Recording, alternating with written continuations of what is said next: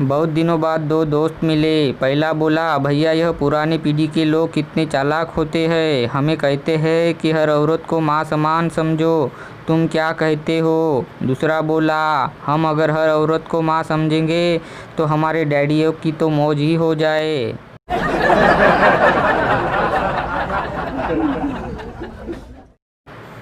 एक खान साहब को खाने के बाद उंगलियां चाटने की बहुत आदत थी।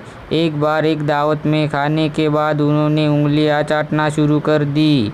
बाजू वाले साहब ने भी अपना हाथ आगे करके कहा, जरा इसे भी साफ कर दीजिए।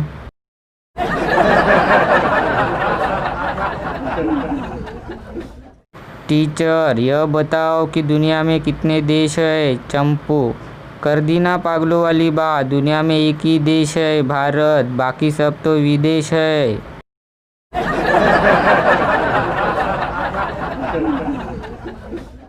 लड़की ने अपने बॉयफ्रेंड से डरते हुए कहा, जानू मैं तुमसे एक बात छुपाई है। पिछले महीने मेरी सगाई हो गई, मुझे माफ़ करना। लड़का बोला, अरे पगली, इतनी सी बात। आज मेरे घर चलो, मैं तुम्हें अपने बच्चे और उनकी माँ से मिलवाता हूँ।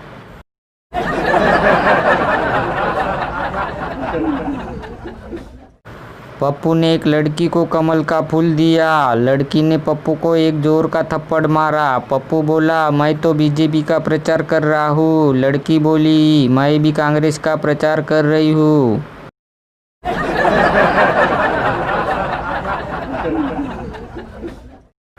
दीपा ने अपनी माँ को फ़ोन किया, मम्मी मेरा उनसे झगड़ा हो गया है, मैं 3-4 महीनों के लिए घर आ रही हूँ।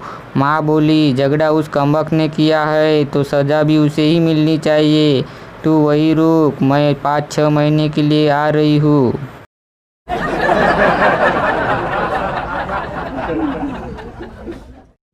कवि महाशय ने पत्नी से कहा, हमें तो अपनों ने लूटा, गैरों में कहाँ दम था, हमारी कश्ती वहाँ डूबी जहाँ पानी कम था। इस पर कवि की पत्नी ने जवाब देते हुए फरमाया, तुम तो थे ही गधे, तुम्हारे भेजे में कहाँ दम था, वहाँ कश्ती लेकर ही गए क्यों जहाँ पानी कम था।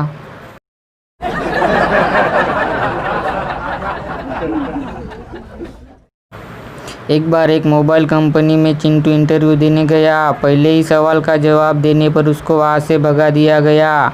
सवाल था, सबसे मशहूर नेटवर्क कौन सा है? चिंटू का जवाब था, कार्टून नेटवर्क।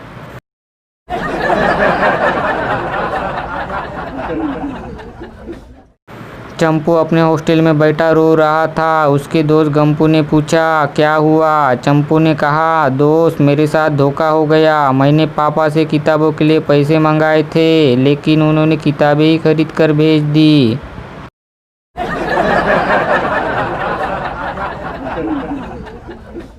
ज्योतिष अपने पास हाथ दिखाने आई एक युवती से कहा, देखो सुंदरी, तुम्हारी शादी एक शराबी से होगी और कुछ सालों तक तुम बहुत ज़्यादा दुखी रहोगी। युवती ने पूछा, महाराज फिर इसके बाद क्या होगा? ज्योतिष बोला, उसके बाद तुम्हें दुख सहने की आदत पड़ जाएगी।